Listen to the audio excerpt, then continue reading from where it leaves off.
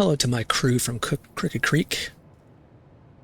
I'm trying the new software. I'm trying Prism Live versus OBS. So the video is going to change up. I've worked on the audio a little bit, I think.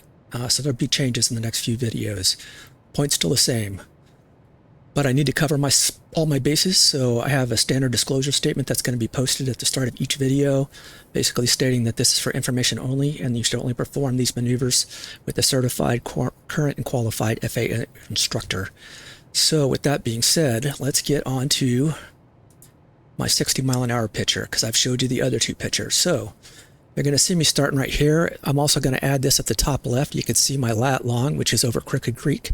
I'm at 28 feet, heading 300 with 51.6 knots. Notice that that is indicated airspeed in knots versus 60 miles an hour on the gauge. The winds are from 279 at 5 knots. I also moved the G's down so whenever I land, you could see how my landings were. So with that being said, I'm going to go ahead and add in my references for my 60-mile-an-hour picture.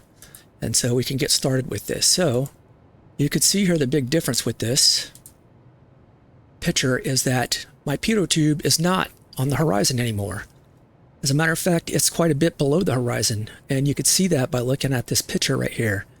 So now if I'm going to use my 60-mile-an-hour picture, I'm going to have to come up with some other reference. In this case, I'm going to use, hey, look at where my horizon is compared to approximately the top of the pitot tube right there. So that is my new, and there you see it, that's my new 60-mile-an-hour picture. And you can see off to the right, my arrow, instead of being to the top left bolt in previous ones, and to basically the second bolt on the previous ones, I'm now down to this next bolt, the third one, basically this one down just above the placard. You can see, again, I'm using that as a reference. So with that, I'm going to come off a freeze again. We're going to do 60-mile-an-hour sight pictures and practice some of those and do the standard discussions that we have with those, with the last few. So I'm going to come off freeze. It's going to dip down a little bit. I'm going to get reestablished into my picture. We're going to do turns. Then we're going to simulate, oh, we're in lift. I'm going to go to 42 miles an hour. We're out of lift, go to 50 miles an hour, and then I'm going to simulate we're in sync and maybe heavy sync, and we accelerate to 60 miles an hour so we can get out of it as rapidly as possible. So I'm going to come off pause and I'm going to demonstrate all three of those maneuvers, and then I'm going to set up my 60-mile-an-hour picture as well. So here we go, coming off freeze. All right, you can see I dipped down a little bit. So now I'm going to pull my nose back up and show you that I have my 60-mile-an-hour picture satisfied. Okay, I'm a little bit low right there. Right there. So I'm going to set that sight picture. I'm going to do a turn. You can see I'm going to drag it across the horizon, just like the last few.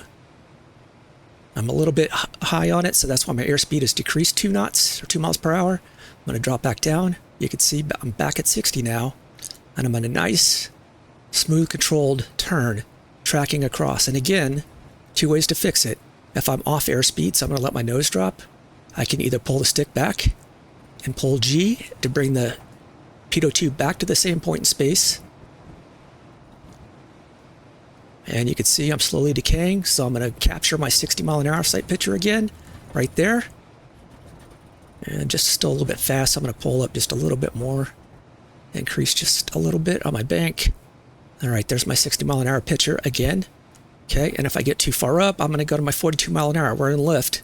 Simulate we're in lift, so I'm going to go to my 42 mile an hour picture. I'm going to let it settle, and I'm going to stay steady state at 42 miles an hour, simulate we're in lift. And now I'm going to do my decrease my bank angle and reset the picture technique, which is the second technique for getting your sight picture set. So there's my 42 miles an hour. So I'm simulating we're in lift right now at 42 miles an hour. And you can look at the previous videos and see it's just about where it should be for 42 miles an hour, okay?